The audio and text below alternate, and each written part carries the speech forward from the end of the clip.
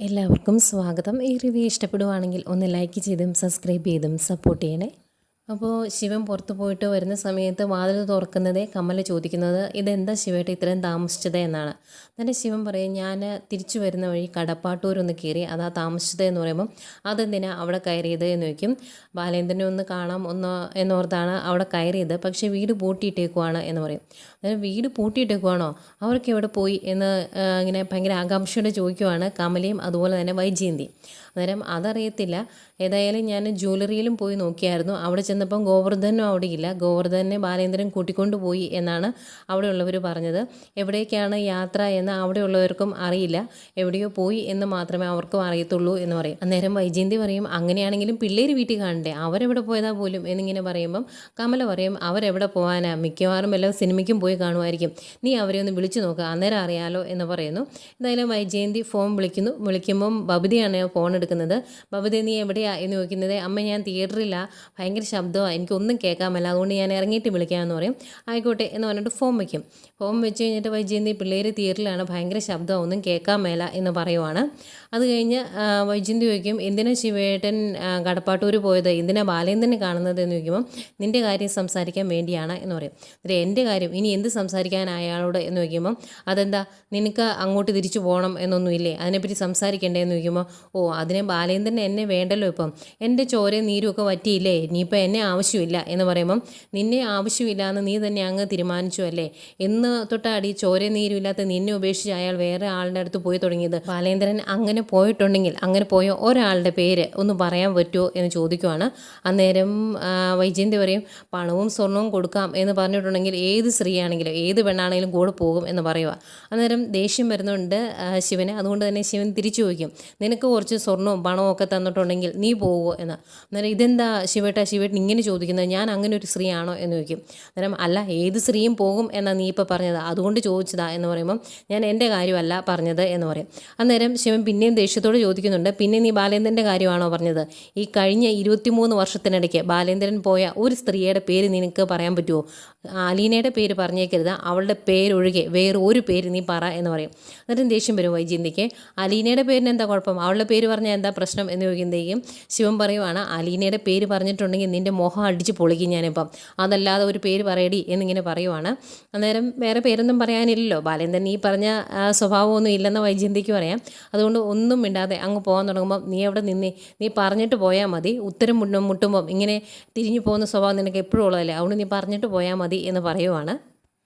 അന്നേരം വൈജയന്തി പിന്നെ ഞാൻ എന്നതാ പറയണ്ടേ, എന്നെ അവർക്ക് ആവശ്യമില്ല എന്ന് അവരുടെ പെരുമാറ്റത്തിൽ നിന്ന് തന്നെ മനസ്സിലായതല്ലേ, അതുകൊണ്ടല്ലേ ഞാനിങ്ങനെ പറഞ്ഞത് എന്ന് ചോദിക്കുന്നു. അന്നേരം ശിവൻ പറയുന്നുണ്ട് നിന്നെ അവർക്ക് വേണ്ടാതായിട്ടുണ്ടെങ്കിൽ അത് നിൻ്റെ കയ്യിലിരിപ്പ് കൊണ്ട് മാത്രമാണ്, നീ എന്നതാ അവർക്ക് കൊടുത്തിട്ടുള്ളത്, എന്തെങ്കിലും തിരിച്ചു കൊടുത്തിട്ടുണ്ടോ, ഒരു സ്നേഹം അതെങ്കിലും നീ കൊടുത്തിട്ടുണ്ടോ എന്ന് ചോദിക്കുമ്പം ഞാൻ അവരെ സ്നേഹിച്ചിട്ടില്ലേ എന്ന് ചോദിക്കുവാണ്.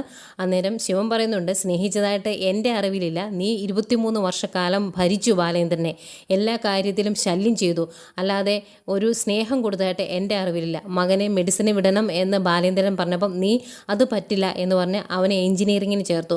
അതുപോലെ ബിടെക്കിന് വിടണം എന്നായിരുന്നു ബബിത ബിടെക്കിന് വിടണം എന്നായിരുന്നു ബാലേന്ദ്രൻ്റെ ആഗ്രഹം, അതും നീ സമ്മതിച്ചില്ല.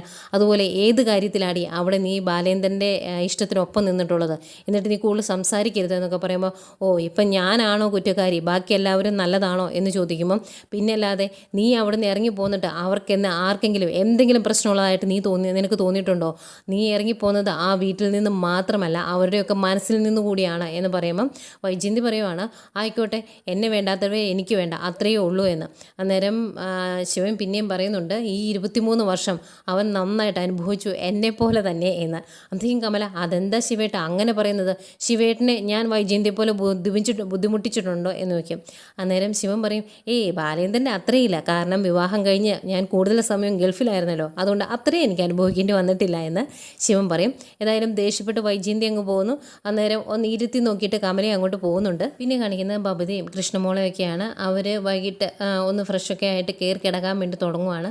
അന്നേരം അവിടെ അലീന ചേച്ചി കിടന്ന് കാണുമോ എന്നിങ്ങനെ കൃഷ്ണമോൾ ചോദിക്കുമ്പം ബബിത പറയും ഇല്ലെന്നാ തോന്നുന്നത്, രേവതിക്കുട്ടിയുടെ ശബ്ദം കേൾക്കാം എന്ന് പറയുന്നുണ്ട്.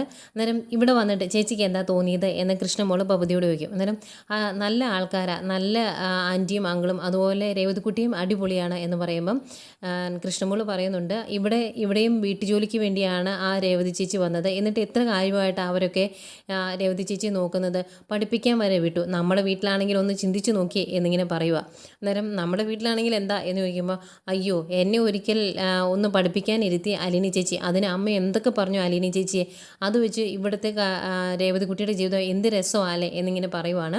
അന്നേരം ബബിത പറയും, അമ്മ അങ്ങനെയൊക്കെ പെരുമാറുന്നുണ്ടെങ്കിൽ അതിന് പിന്നിൽ എന്തെങ്കിലും കാര്യം കാണും, അതുകൊണ്ടായിരിക്കും എന്ന് പറയുമ്പം കൃഷ്ണമോള് പറയുന്നുണ്ട്, എൻ്റെ ഓർമ്മ വെച്ച കാലം തൊട്ട് അമ്മ ഇങ്ങനെ തന്നെയാണ് പെരുമാറുന്നത്, മിക്കവാറും ചേച്ചിയെ പ്രസവിച്ച് കഴിഞ്ഞപ്പോഴായിരിക്കും അമ്മ ഇങ്ങനെ ആയത് എന്ന് പറയുമ്പം നീ എൻ്റെ തല്ല് മേടിക്കും കേട്ടോ എന്ന് പറയുന്നു. എന്നിട്ട് രണ്ടുപേരും കൂടെ കിടക്കുവാണ്. അന്നേരം കൃഷ്ണമോള് പിന്നെയും നമ്മളിങ്ങനെ ഒരുമിച്ച് കിടന്നിട്ട് കാലം എത്ര ആയില്ലേ എന്നൊക്കെ പറഞ്ഞ് ഇങ്ങനെ പഴയ കാര്യങ്ങളൊക്കെ പറഞ്ഞുകൊണ്ട് ചെല്ലുവാണ്. അന്നേരം നീ ഒന്നും മിണ്ടാതെ കിടന്ന് ഉറങ്ങുക എന്ന് പറയും ബബിത. അന്നേരം കൃഷ്ണമോള്, ഓ ഇതിനോട് സംസാരിക്കാനും സ്നേഹിക്കാനും ചെല്ലുന്ന എന്നെ പറഞ്ഞാൽ മതി, വല്ല കാട്ടുപോത്തിനെ സ്നേഹിക്കാൻ ചെല്ലുവാണെങ്കിൽ അത് ഇത്രയും എതിർപ്പ് കാണിക്കുകയില്ല എന്ന് പറയുന്നുണ്ട്. എന്നിട്ട് അവർ കിടന്ന് ഉറങ്ങാൻ തുടങ്ങുമ്പോഴാണ് ഫോൺ റിങ് ചെയ്യുന്നത്. അന്നേരം ആ മുടിയനായിരിക്കും, ദാ എടുത്തോ എന്ന് പറഞ്ഞ് കയ്യിലോട്ട് എടുത്ത് കൊടുക്കും കൃഷ്ണമോള്. അന്നേരം നോക്കുമ്പോൾ അമ്മ നാട്ടോ കൊടുത്തേക്കുന്നത് നമ്മുടെ വൈജയന്തിയാണ് ഫോൺ വിളിക്കുന്നത്. അന്നേരം ബബിതയ്ക്കൊരു പേടി, എടുക്കണോടി എന്ന് ചോദിക്കുമ്പം ആ എടുക്ക് എന്ന് പറയും. അപ്പോഴത്തേക്കും കട്ടാവും. ബബിത തിരിച്ചു വിളിക്കും ചെയ്യുമ്പോഴത്തേക്കും നീ എവിടെയാടി എന്ന് ചോദിക്കുമ്പോൾ ഞാനിവിടെ ഉണ്ട് എന്ന് ബബിത മറുപടി പറയും. അതായത് ഇവിടെ ഉണ്ടെന്ന് പറഞ്ഞാൽ എവിടെയാണ്, വീട്ടിലുണ്ടോ എന്ന് ചോദിക്കുമ്പോൾ അല്ല ഞങ്ങൾ എറണാകുളത്താണ് എന്ന് പറയും. എറണാകുളത്തോ, അവിടെ എന്തിനാണ് പോയത് എന്ന് ചോദിക്കുമ്പം അലീന ചേച്ചിയുടെ അനിയത്തിയില്ലേ രേവതിക്കുട്ടി, അവരുടെ വീട്ടിൽ വന്നതാ എന്ന് പറയുന്നു. അന്നേരം വൈജയന്തി, അവൾക്ക് എവിടുന്ന് അനിയത്തിയുള്ളത്, അവളെപ്പോലെ തന്നെ ഏതോ ഓരോ സ്ത്രീ ഉപേക്ഷിച്ചതല്ലേ ആ പെണ്ണിനെയും, അങ്ങോട്ടേക്ക് എന്തിനാണ് നിങ്ങൾ പോയത്, അതിൻ്റെ ആവശ്യം എന്തായിരുന്നു എന്നൊക്കെ ചോദിക്കുമ്പം ഞങ്ങൾ ചുമ്മാ അലീന ചേച്ചിയുടെ കൂടെ വന്നതേ ഉള്ളൂ, അതിനെന്താ ഇപ്പോൾ കുഴപ്പം, അച്ഛനോട് പെർമിഷൻ മേടിച്ചിട്ടാണ് ഞങ്ങൾ ഇങ്ങോട്ട് പോകുന്നത് എന്ന് പറയും. അന്നേരം ദേഷ്യപ്പെട്ട് വൈജയന്തി ചോദിക്കുന്നുണ്ട്, നിനക്കൊക്കെ അച്ഛൻ മാത്രമേ ഉള്ളൂ, ഇങ്ങനെ ഒരു അമ്മ ജീവിച്ചിരിപ്പില്ലേ, നിനക്ക് എന്നെ ഒന്ന് വിളിച്ച് ചോദിക്കാൻ മേലായിരുന്നോ എന്ന് ചോദിക്കുമ്പം ബബിത പറയുന്നുണ്ട്, ഇപ്പം ഞങ്ങളുടെ കാര്യങ്ങളൊക്കെ നോക്കുന്നത് അച്ഛനാണ്, അതുകൊണ്ടാണ് അച്ഛൻ്റെ കയ്യിൽ നിന്ന് പെർമിഷൻ മേടിച്ചത് എന്ന്. അന്നേരം വൈജയന്തിക്ക് അങ്ങ് ദേഷ്യം വന്നിട്ട് ഇരച്ച് കയറുവേ. അന്നേരം വൈജയന്തി പറയുന്നുണ്ട്, അതേടി നീയൊക്കെ എന്നെ ഉപേക്ഷിച്ചു എന്നറിയാം, ഇങ്ങനെ ഒരു തള്ള ജീവിച്ചിരിപ്പുണ്ട്, എന്നാൽ ഒന്ന് വിളിച്ച് ചോദിക്കാം എന്നും നിനക്കൊന്നും തോന്നിയില്ലല്ലോ, അതും പോരാതെ നാണമില്ലാണ്ട് അവിടെ വലിഞ്ഞു കയറി ചെന്നേക്കുവാണ്, അവളോ ഒരു ഇത്തിക്കണ്ണിയാണ്, എവിടെയെങ്കിലും ഇത്തിക്കണ്ണിയെ പോലെ പിടിച്ച് അവരെ ചോര ഊറ്റി കുടിച്ച് അവളെ ജീവിക്കുന്നത്, അതിൻ്റെ കൂടെ പോയേക്കുന്നു എല്ലാം കൂടെ, നിനക്കൊക്കെ നാണമില്ലേ, അതെങ്ങനെയാണ് എൻ്റെ വയറ്റിൽ തന്നെയാണോ ജനിച്ചതെന്ന് പോലും എനിക്കിപ്പോൾ സംശയമുണ്ട് എന്നൊക്കെ പറയുമ്പം ബബിത പറയുന്നുണ്ട്, ആ ഒരു കാര്യത്തിൽ അമ്മയ്ക്ക് സംശയമൊന്നും വേണ്ട, അമ്മയുടെ വയറ്റിൽ തന്നെയാണ് ഞങ്ങൾ ജനിച്ചത് എന്ന് പറയും.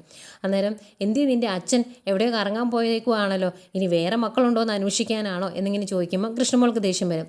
അമ്മയ്ക്ക് ഇതുപോലുള്ള സംസാരം നിർത്താറായിട്ടില്ലേ, നാണം ആയില്ലേ ആകുന്നില്ലേ അമ്മയ്ക്ക് എങ്ങനെ ഇത്രയും ചീപ്പായിട്ട് സംസാരിക്കാൻ പറ്റുന്നത്, അമ്മ ഇത്രയും എഡ്യൂക്കേറ്റഡ് അല്ലേ എന്നൊക്കെ കൃഷ്ണമോളെ ചോദിക്കും. അന്നേരം കൃഷ്ണമോളെ നീ എന്നോട് മിണ്ടരുത്, നീ ഒറ്റ ഒരുത്തിയാണ് അവളുടെ കൂടെ നിന്ന് ആ കുടുംബം തകർത്തത് എന്ന് പറയുവാണ്. അന്നേരം കൃഷ്ണമോള് പറയുന്നുണ്ട്, അമ്മയോട് സംസാരിക്കാൻ എനിക്കും താല്പര്യമില്ല, അതുകൊണ്ട് ഞാൻ ഇനി മിണ്ടുന്നില്ല എന്ന്. അന്നേരം വീണ്ടും വൈജയന്തി ബബിതയോട് ദേഷ്യപ്പെടുന്നുണ്ട്, ബബിതയ്ക്ക് നാണമില്ല, വലിഞ്ഞു കയറി ചെന്നേക്കുവാണ്, നീയൊക്കെ എങ്ങനെയാടി ഇങ്ങനെ ആയിപ്പോയത് എന്നൊക്കെ പറയുമ്പം എന്താണെങ്കിലും അമ്മ വിഷമിക്കേണ്ട, ഞങ്ങൾ അച്ഛനോട് പെർമിഷൻ ചോദിച്ചിട്ടാണ് വന്നേ, നാണം കെട്ടാലും ഞങ്ങളല്ലേ നാണം കിടുന്നത്, അമ്മയല്ലല്ലോ പിന്നെ എന്താ എന്ന് ചോദിക്കും. എന്നാൽ ആയിക്കോട്ടെ എന്ന് പറഞ്ഞാൽ അങ്ങോട്ടും ഇങ്ങോട്ടും കുറേ അലമ്പുണ്ടാക്കിയിട്ടാണ് ഫോം വെക്കുന്നത്.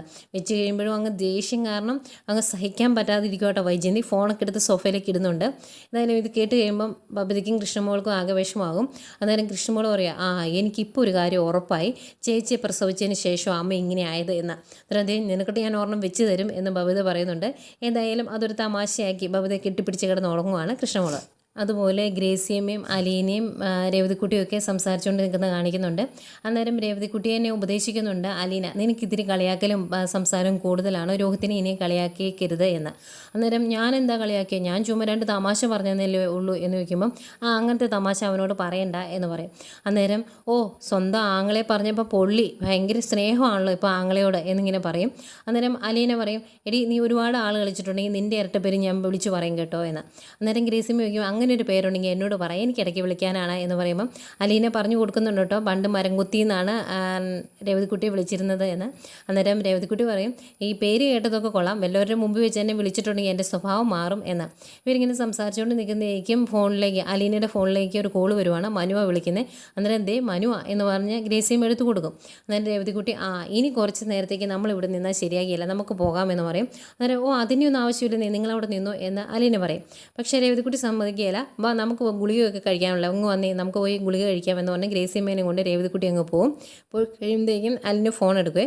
ഫോൺ എടുത്ത് ഹലോ മനുവേട്ട എന്ന് ചോദിക്കുന്നത് നിങ്ങൾ എറണാകുളത്താണോ എന്ന് ചോദിക്കും. അന്നേരം അതെ, മനുവേട്ടൻ എങ്ങനെയാണ് ഇത് അറിഞ്ഞത് എന്ന് ചോദിക്കുമ്പം അച്ഛൻ ഇന്ന് കടപ്പാട്ടൂർ വന്നായിരുന്നു, അന്നേരമാണ് അറിഞ്ഞത് എന്ന് പറയും. അന്നേരം അലീന ആകെ ടെൻഷനോടെ അന്നേരം മേഡവും അറിഞ്ഞോ എന്നിങ്ങനെ ചോദിച്ച് നിൽക്കുന്നത് കാണിച്ചുകൊണ്ടാണ് ഇന്നത്തെ എപ്പിസോഡ് അവസാനിക്കുന്നത്. ഏതായാലും നാളത്തെ പ്രൊമോ കാണിക്കുന്നുണ്ട്. പ്രൊമോയിൽ മനു പറയുന്നുണ്ട് ഇവിടെയുള്ളവരെല്ലാവരും കാര്യങ്ങളൊക്കെ അറിഞ്ഞു എന്ന്. അന്നേരം ആകെ ടെൻഷൻ ആകുന്നുണ്ട് കേട്ടോ അലീനയ്ക്ക്. അന്നേരം അലീനയോട് ചോദിക്കുന്നുണ്ട് എന്നോടൊരു വാക്ക് പറഞ്ഞില്ലല്ലോ, പറഞ്ഞിട്ട് പോകാൻ മേലായിരുന്നു എന്നിങ്ങനെ മനു ഇത്തിരി പരിഭവത്തോടെ ചോദിക്കുന്നുണ്ട്. അത് കഴിഞ്ഞ് ഈ കാര്യങ്ങളെല്ലാം വീട്ടിലെല്ലാവരും അറിഞ്ഞല്ലോ. അന്നേരം സംസാരിക്കും വൈജയന്തി ചോദിക്കുവാണ് മനുവിനോട്, നിനക്ക് ഭയങ്കര ഇഷ്ടമായിരുന്നല്ലോ, ഭയങ്കര സപ്പോർട്ടായിരുന്നല്ലോ നീ അവളെ, എന്നിട്ട് നിന്നെ അവൾ പറ്റിച്ചില്ലേ, നീ ഒരു പുരുഷനല്ലേ, നിനക്ക് നാണമില്ലേടാ എന്നൊക്കെ ചോദിക്കുന്നുണ്ട് മനുവിനോട്. അത് കഴിഞ്ഞ് വൈജയന്തിയുടെ നാവിൻ്റെ ഗുണം കൊണ്ടായിരിക്കും രഞ്ജു പറയുന്നുണ്ട് അതിന് അങ്കിളിൻ്റെ മോളല്ല അലീന, അങ്ങനെയല്ലേ നിങ്ങളെല്ലാവരും പറഞ്ഞിരുന്നേ, പക്ഷെ അത് അങ്ങനെയല്ല എന്ന് പറയുമ്പോഴാണ് ആ സത്യവും വൈജയന്തി അറിയുന്നത്. പിന്നെ ശിവൻ്റെ അടുത്തോട്ട് ആലമ്പനെ ചെല്ലുക, ശരിക്കും ശിവേട്ടനും അറിയാമായിരുന്നോ അലീന ബാലേന്ദ്രൻ്റെ മകളല്ലേ എന്ന് ചോദിക്കുന്നു. അല്ല എന്ന് പറയുമ്പം പിന്നെ എന്തിനാണ് അങ്ങനെ ഒരു നോണ എന്നോട് പറഞ്ഞത് എന്ന് ചോദിച്ച് അടുത്ത അലമ്പിന് തുടക്കം ഇട്ടിട്ടുണ്ട്. ഏതായാലും ഭയങ്കര ദേഷ്യത്തോടെ ഉറഞ്ഞു തുള്ളി നിൽക്കുന്ന വൈജയന്തിയും കാണിക്കുന്നുണ്ട്. ഇതിനിടയ്ക്ക് ബാലേന്ദ്രനെ കാണിക്കുന്നുണ്ട്. ബാലേന്ദ്രൻ സത്യങ്ങളെല്ലാം ഗോവർദ്ധനെ അറിയിക്കുന്നുണ്ട്. ഏതായാലും ഇതൊക്കെയായിരുന്നു ഇന്നത്തെ കഥ.